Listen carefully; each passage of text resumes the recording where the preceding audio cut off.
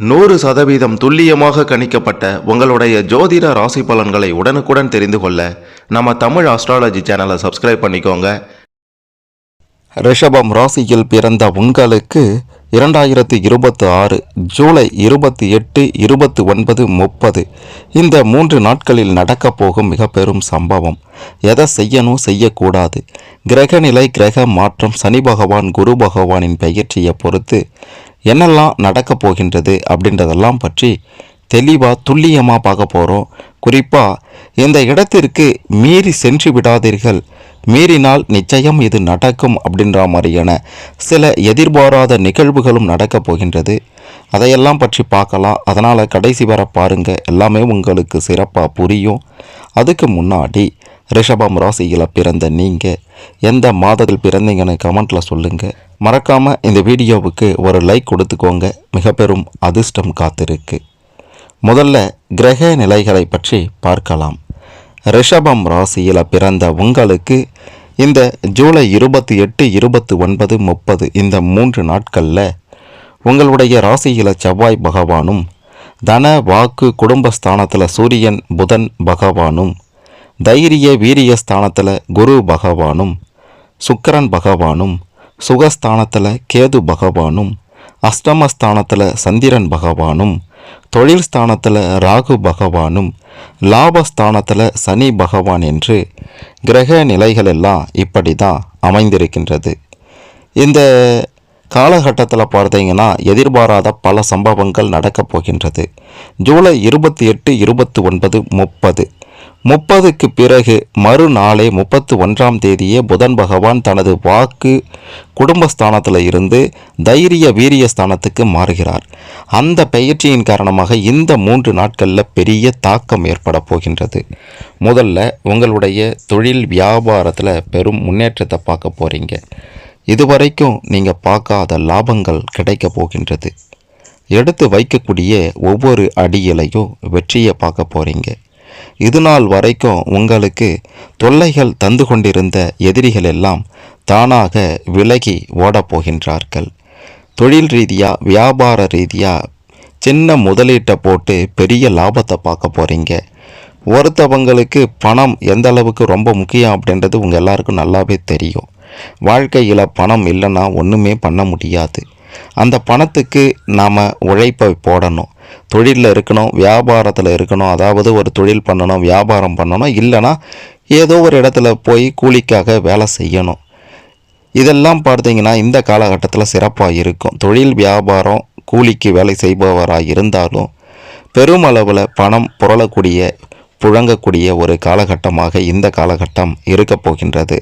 ஐயோ பணம் வருதே அப்படின்ட்டு சொல்லி அதிகப்படியான செலவு செய்துட்டீங்க அப்படின்னா கடன் வாங்கக்கூடிய சூழ்நிலைக்கு கூட தள்ளப்படுவீங்க. அப்படின்றதுனால வரக்கூடிய பணத்தை சரியாக பயன்படுத்த வேண்டியது ரொம்ப ரொம்ப அவசியம்.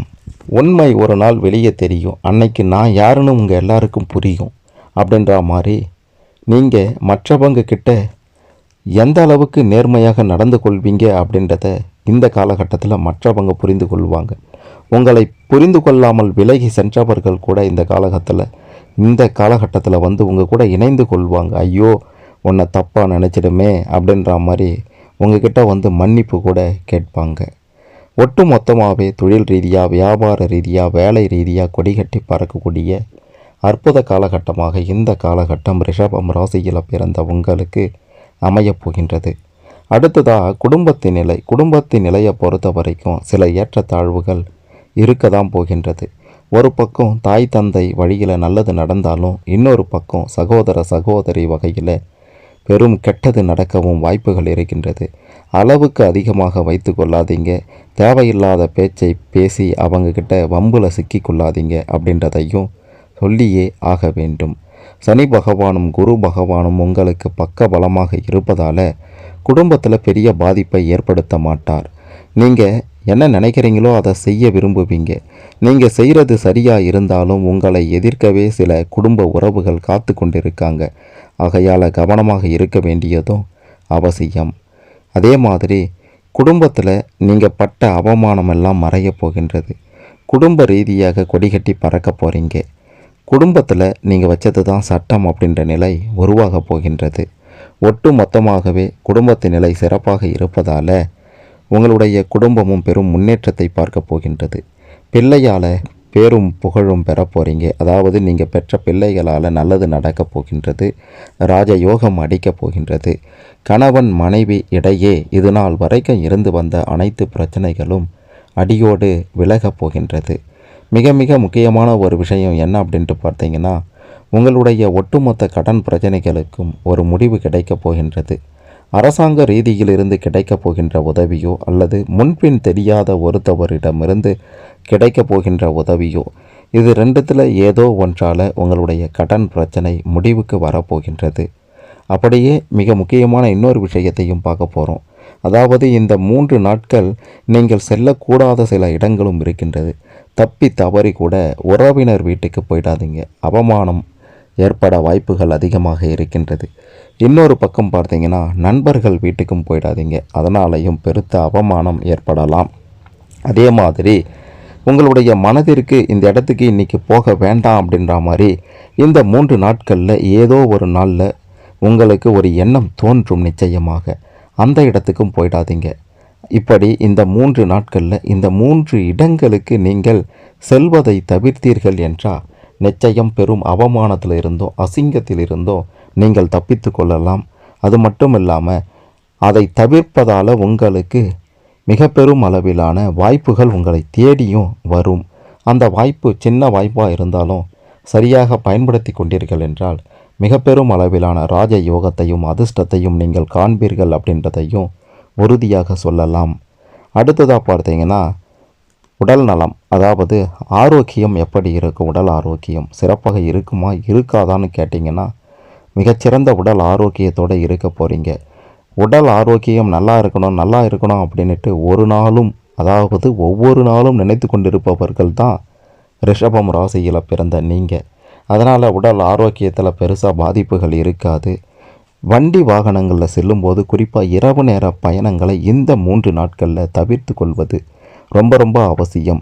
அதற்காக ஐயோ போகவே கூடாதா வெளியே இரவு நேரங்களில் வண்டிகளில் அப்படின்ட்டு கேட்டிங்கன்னா அப்படிலாம் கிடையாது.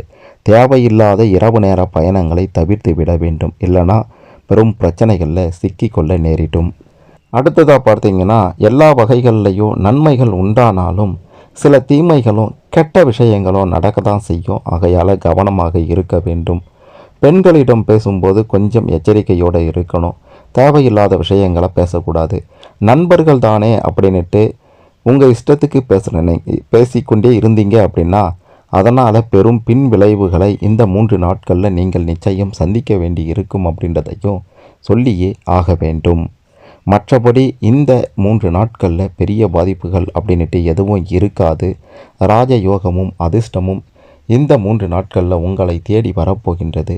வாய்ப்பை சரியாக பயன்படுத்தி கொண்டு கெட்டியாக பிடித்து கொண்டால் இந்த காலகட்டத்தில் ரிஷபம் ராசியில் பிறந்த உங்களுக்கு கிடைக்கப் போகின்ற அதிர்ஷ்டம் யோகம் போல மற்ற ராசிக்காரர்களுக்கு கிடைக்காது. மற்ற ராசிக்காரர்களை விட சிறப்பான அதிர்ஷ்டமும் யோகமும் ராஜ யோகமும் பண வரவும் அமோகமாக இருக்கக்கூடிய நல்ல விஷயங்கள் அடிக்கடி நடக்கக்கூடிய காலகட்டமாக இந்த காலகட்டம் ரிஷபம் ராசியில் பிறந்த உங்களுக்கு அமையப்போகின்றது அப்படின்றத 100% உறுதியாக சொல்லலாம்.